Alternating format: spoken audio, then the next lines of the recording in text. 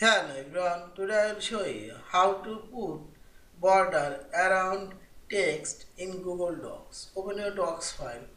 Now I will put border around these paragraphs. Select a paragraph, drag your mouse. Now select format option.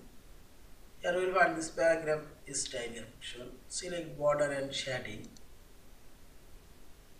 And this paragraph top border, this bottom border, this left border and right border active. And border white and choose 2.25 and border style you can change dash dotted and change border color and padding and choose 4.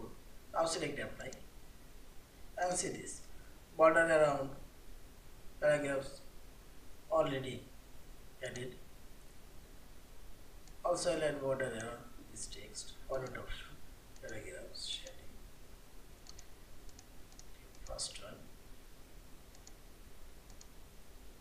border white and apply and see this.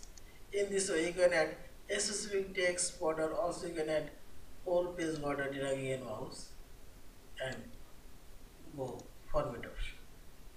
Yeah, this is. Thank you for watching. Please subscribe, like, share and comments.